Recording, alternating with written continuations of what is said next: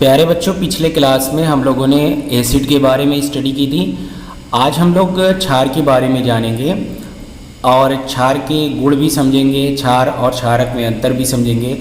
आइए आगे बढ़ते हैं। क्षार की हम लोग पुरानी अवधारणाओं के बारे में समझेंगे या ओल्ड कॉन्सेप्ट के बारे में समझेंगे कि स्वाद में कड़वा होता है, लेकिन सारी चीज़ें आप जान सकते हो कि स्वाद से या छू करके किसी चीज़ का टेस्ट नहीं करना चाहिए लैब में, क्योंकि वो आपके लिए हार्मफुल भी हो सकती हैं। की तरह चिकने भी होंगे, अगर इनको अंगुलियों के बीच में रगड़ा जाए तो वो चिकने होंगे बिल्कुल साबुन की तरीके से।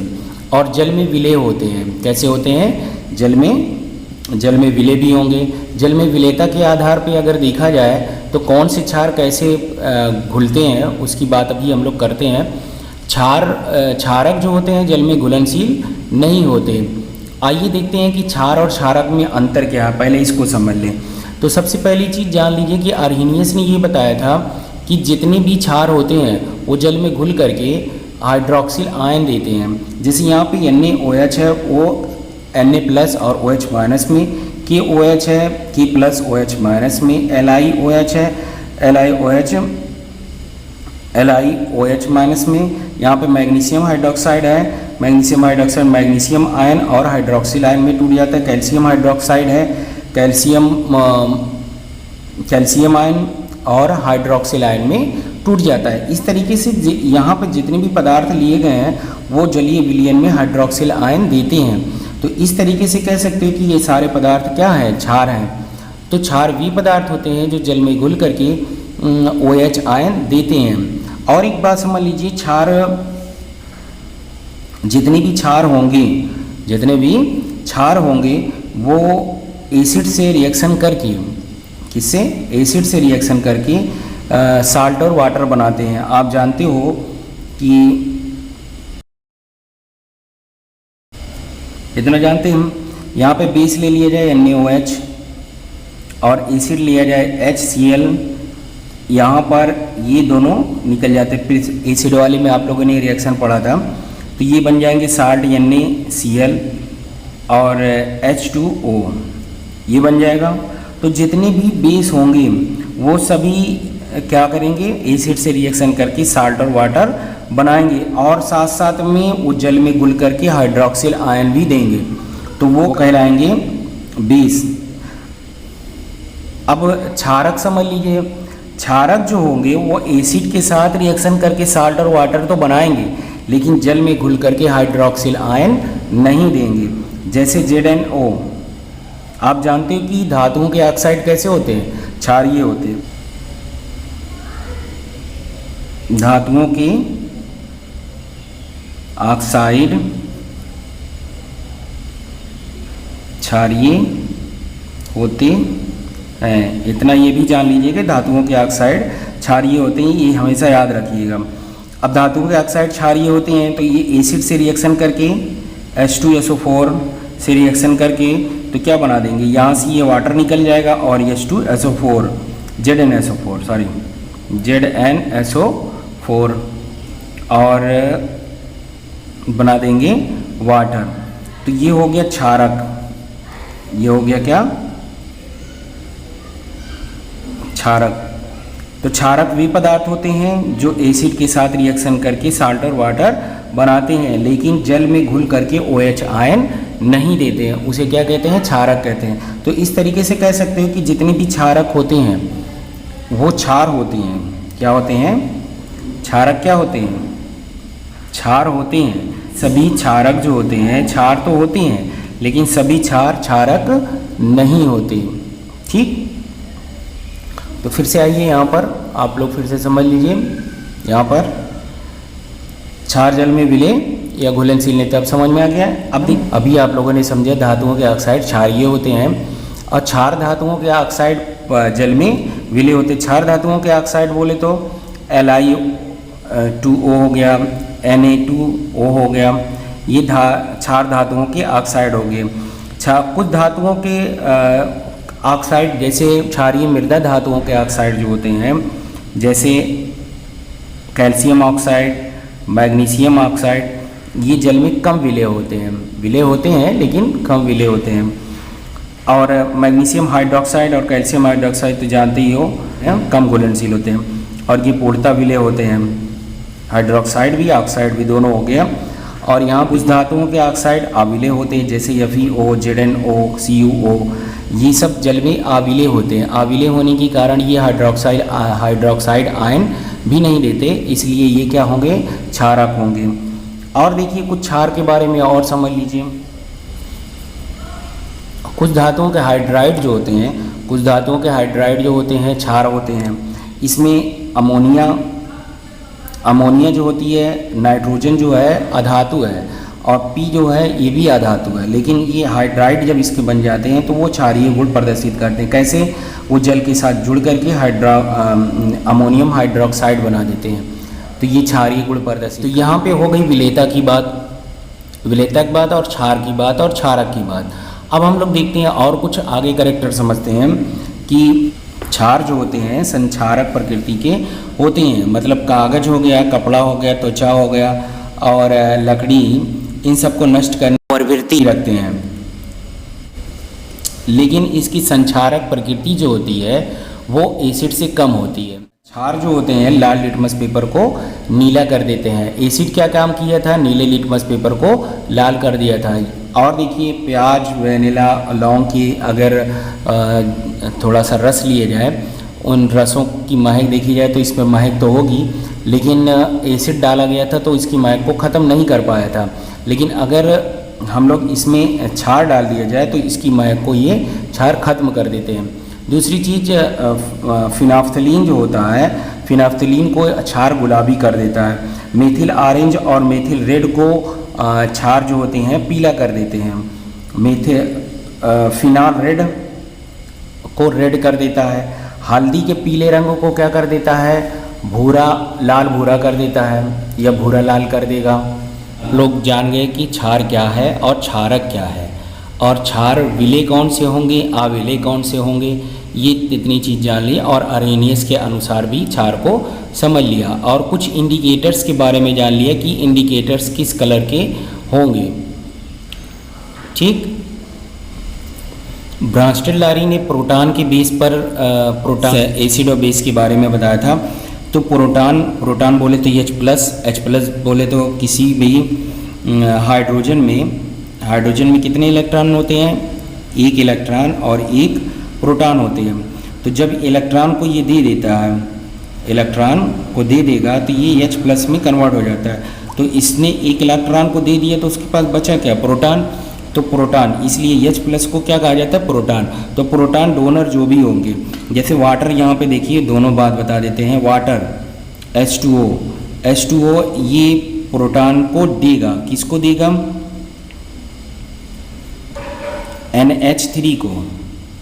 NH3 को ये प्रोटॉन देगा। और प्रोटॉन देने के बाद ये बदल जाएगा NH4 प्लस में और बदल जाएगा OH- में। तो यहाँ पे प्रोटॉन एक्सेप्टर, अमोनिया क्या हो गई? प्रोटॉन एक्सेप्टर हो गई, इसलिए ये क्या हो जाएगी? क्षार हो जाएगी। ठीक, यहाँ पे क्षार हो गई। दूसरे नंबर पे देखिए वाटर एसिड है H+ Cl- HCl जो है H+ Cl- होता है। और यहाँ पर वाटर ले लीजिए। अब यहाँ पे ये H+ इसको देगा तो ये एसिड है और ये क्या हो जाएगा यहाँ पर बेस की तरीके से, और ये हाइड्रोनियम आयन बना देगा और क्या बन जाएगा? Cl- में बदल जाएगा। तो यहाँ पे ये एसिड है और ये क्या है? बेस। यहाँ पे ये बेस हो गया। यहाँ पे ये क्या था? पर एसिड है, यहाँ पर अम्ल हो जाएगा। यहाँ पे ये भी क्या हो जाएगा? अम्ल या एसिड। क्लियर हो गई बात? दूसरी चीज़ समझिए, दूसरा एग्जाम्पल देखते हैं हम।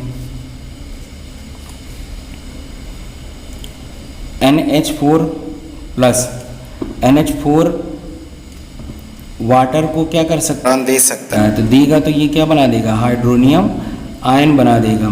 और क्या बना देगा? अमोनिया बना देगा, NH3। अब यहाँ पे क्या है? यहाँ पे पहले देखिए ये क्या हो गया? प्रोटॉन डोनर है। प्रोटॉन डोनर होने की वजह से ये क्या हो गया? एसिड हो गया। और ये एक्सेप्ट कर रहा है तो एक्सेप्टर हो गया, तो ये हो गया क्षार। और यहाँ पे ये क्या हो गया, इसको तो जानते ही हो, ये देगा तो ये एसिड हो जाएगा अम्ल, और ये क्या हो जाएगा क्षार। इतनी बात समझ में आ गई। तो ब्रांस्टेड-लारी के अनुसार प्रोटॉन एक्सेप्टर को क्षार कहते हैं। इतनी बात समझ लीजिए, आप एसिड में भी पढ़े थे ये सब चीज़ों को। लेविस के अनुसार इलेक्ट्रॉन युग्म डोनर को बेस कहा जाता है। इलेक्ट्रॉन युग्म क्या, जैसे अमोनिया आपको बताए थे, अमोनिया के पास 2 इलेक्ट्रॉन रहता है इलेक्ट्रॉन युग्म के रूप में, और ये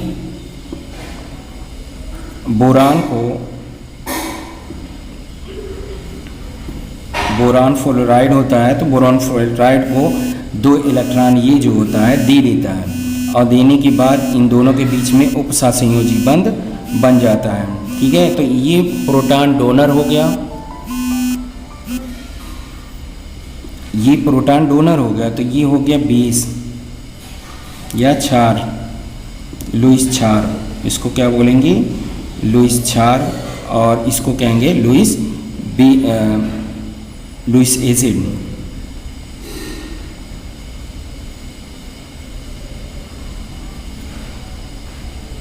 ये हो जाएगा लुईस अम्ल। ठीक, तो लेविस के अनुसार जो इलेक्ट्रॉन युग्म डोनर होंगे वो लुईस बेस कहलाएंगे या लुईस क्षार कहलाएंगे, और जो इलेक्ट्रॉन एक्सेप्टर होंगे वो क्या कहलाएंगे, लुईस एसिड कहलाएंगे। इतनी हो गई एसिड और बेस की डिफिनीशन। एक चीज़ तो आप लोग जानते ही हो कि क्षार जितने भी होंगे या बेस जितने भी होंगे वो एसिड के साथ रिएक्शन करके साल्ट और वाटर बनाते। तो यहाँ पे कुछ रिएक्शन देख लेते हैं, जैसे बेरियम हाइड्रोक्साइड है, ये H2SO4 के साथ रिएक्शन करता है, तो ये क्या बनाएगा, बेरियम सल्फेट बना देगा, प्लस यहाँ से वाटर निकल जाएगा, 2H और 2 ऑक्सीजन 2H2O। समझ में आ गया। तो ये बेस है और ये एसिड है और ये साल्ट हो गया, ये वाटर। तो जब भी कोई भी एसिड या कोई भी बेस, यहाँ पे बेस की बात पढ़ रहे हैं, तो कोई भी बेस एसिड से रिएक्शन करके साल्ट और वाटर बनाता है। इसको न्यूट्रलाइजेशन या उदासीनीकरण अभिक्रिया भी कहते हैं। अगला रिएक्शन देखिए, सोडियम हाइड्रोक्साइड HNO3 के साथ रिएक्शन करेगा, तो ये बनाएगा, यहाँ से वाटर निकल जाएगा, ये निकल जाएगा वाटर, और NaNO3 बना देगा, सोडियम नाइट्रेट, और बना देगा वाटर।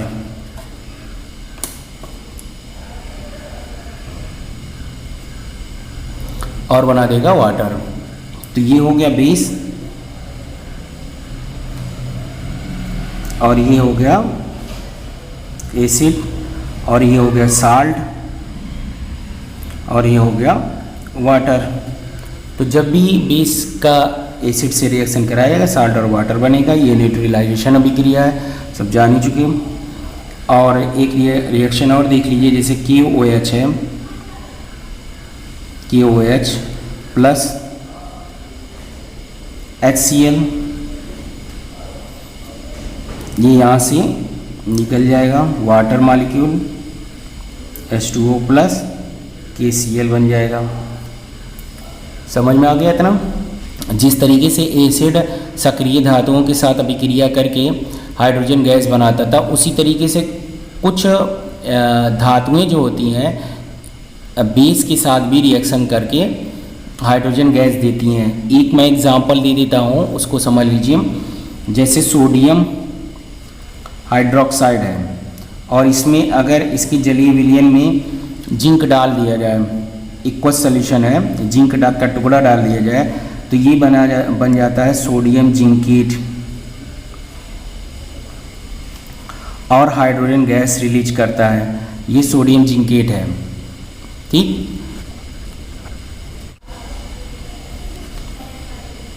क्षार जो होते हैं अधातुओं के ऑक्साइड के साथ, अधातुओं के ऑक्साइड कैसे होते हैं, अम्लीय होते हैं, तो ऑक्साइड अधातुओं के ऑक्साइडों के साथ क्षार अभिक्रिया करके साल्ट और वाटर बनाता है। अब अधातुओं के ऑक्साइड जैसे कार्बन डाइऑक्साइड प्लस क्षार ले लें NaOH। अब ये इसके साथ रिएक्शन करेगा, इसके साथ बनाएगा सोडियम कार्बोनेट प्लस, यहाँ पे देखिए सोडियम कार्बोनेट बनेगा। यहाँ पे अगर इसको 2 ले लिया जाए तो ये बना देगा Na2CO3 और यहाँ पे H2O निकल जाएगा, H2O निकलेगा, H2O। ठीक,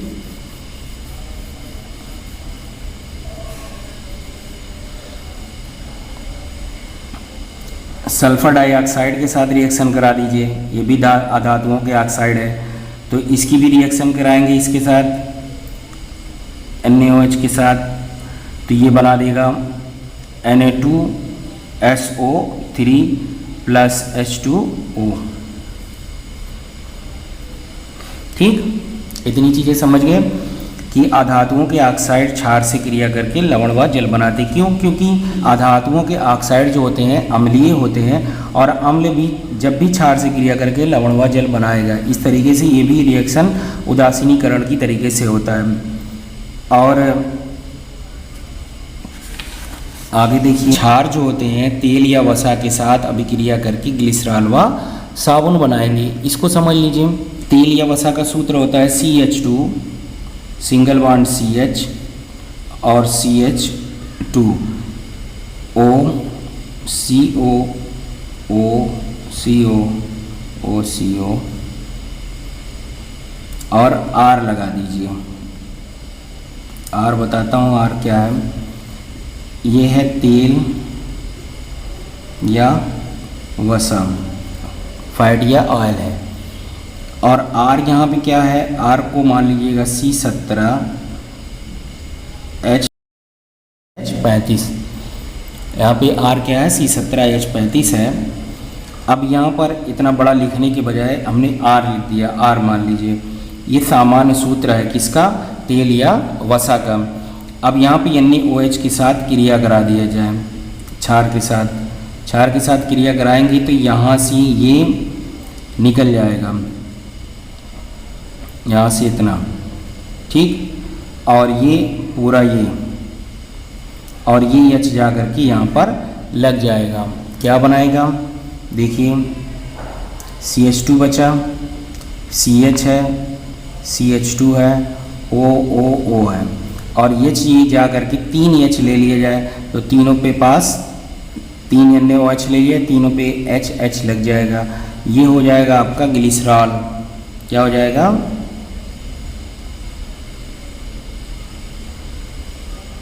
ग्लिसरॉल। और क्या बचेगा, बचा 3R बचा, COO बचा, और Na।